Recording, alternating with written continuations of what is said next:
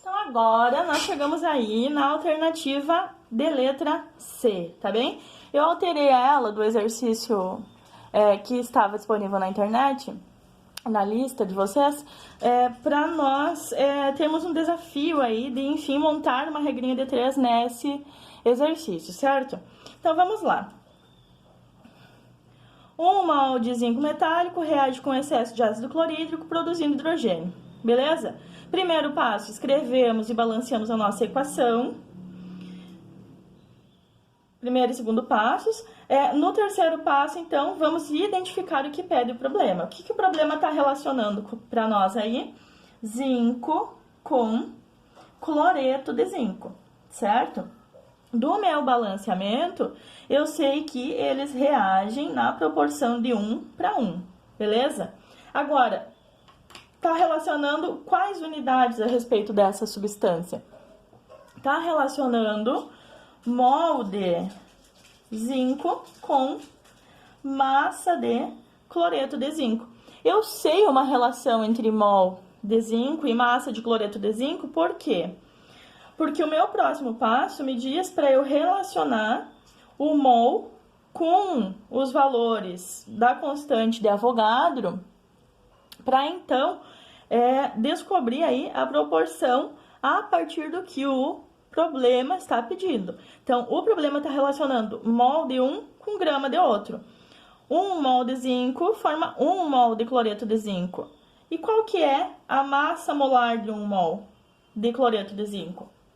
A massa molar de 1 mol de cloreto de zinco, eu descubro procurando na tabela periódica. Eu sei que a massa do cloro são 35,5, então a contribuição de 2 cloros seria de 71 gramas por mol, e que a massa do zinco é de 65,4 gramas, certo? Então, o que eu sei? A massa molar do cloreto de zinco, somando aí 71 com 65,4, chego aí na resposta de que 1 mol de cloreto de zinco tem 136,4 gramas, certo? O que a alternativa me propôs? Me disse que seriam formados 200 gramas de cloreto de zinco. Não, já sei que está errada, né? Porque 1 mol de zinco, que o problema me deu, formam 1 mol de cloreto de zinco, que tem a massa molar igual a 136,4, que nós calculamos a partir da tabela periódica, certo? Então, poderia eu aqui montar a minha regra de 3 para descobrir quantos mols de zinco eu precisaria para chegar em 200 de cloreto de zinco. Como? Então, quantos mols de zinco? Minha incógnita é mol, então eu boto embaixo de mol, mol de zinco, embaixo de mol de zinco. Eu precisaria para formar 200 gramas de cloreto de zinco, certo? E aí, x vezes 136,4 é igual a 200 vezes 1. Para eu isolar o x, passo o 136 para o outro lado, dividindo, né? Como é que ficaria isso aí?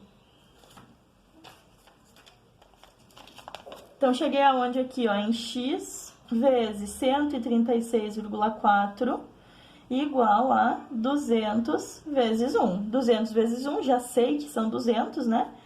Preciso isolar o x. Como ele está multiplicando o 136, ó, do outro lado da igualdade permanece em cima o que já estava.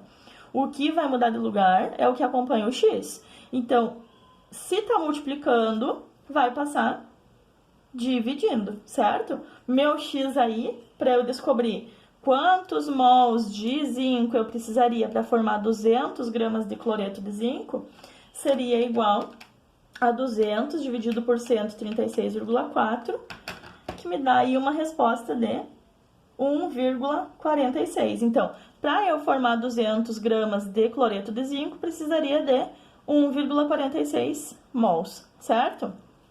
Então, seguimos o nosso passo a passo, montamos a regra de 3 e resolvemos ela aí, para quem ainda se perde na hora de fazer a regra de 3, certo?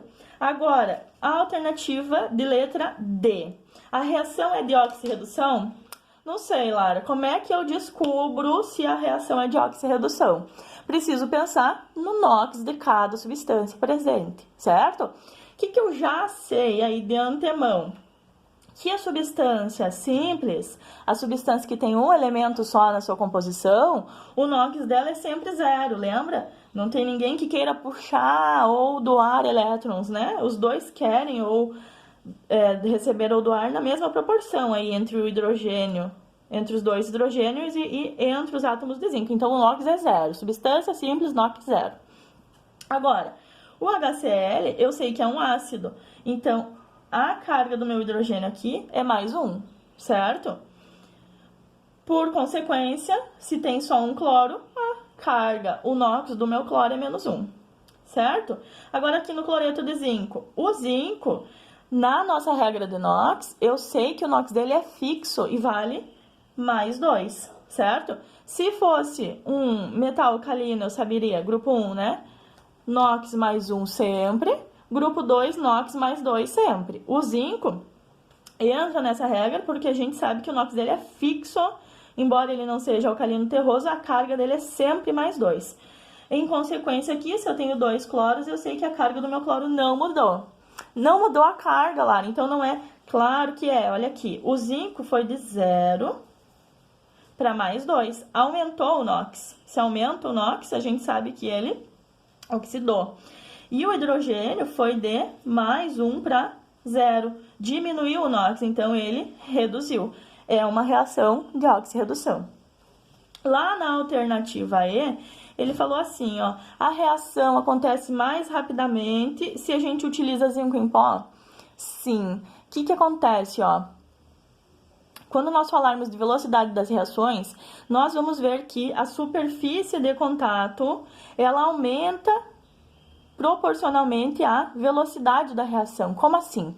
Se a gente pensar numa barra de zinco metálico aí, vamos pensar aqui, que esse apontador é de zinco, tá? Se eu colocasse esse apontador dentro do ácido clorídrico, ele teria, ó, uma determinada superfície de contato, certo? Agora, se esse apontador tivesse em pó, certo? Um monte de pó de zinco, nesse caso da reação, né? Em pó, a superfície de contato da substância, ela aumenta.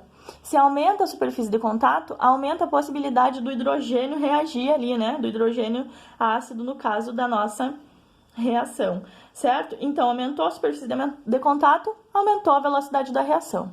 Beleza? Então, volta ali, ó. Passo a passo da estequiometria. O que eu preciso fazer, Lara? Preciso montar minha equação, preciso balancear ela. Depois que eu balancear, eu vou identificar o que o problema está relacionando. Já anoto na proporção de mol para mol aí. Lembra ali, ó, mol com mol, de acordo com o balanceamento. E quais unidades está relacionando? Está relacionando mol com litro? Está relacionando mol com gramas? Monta aí. A partir disso, relaciono lá com a minha constante de Avogadro. Eu sei que 1 mol equivale a 6,02 vezes 10 a 23 moléculas, que essa quantia toda de moléculas corresponde à massa molar, e que quando for um gás, ele vai ter um volume na CNTP aí de 22,4 litros. Então, eu uso essa relação fixa para montar a minha regra de 3 lá.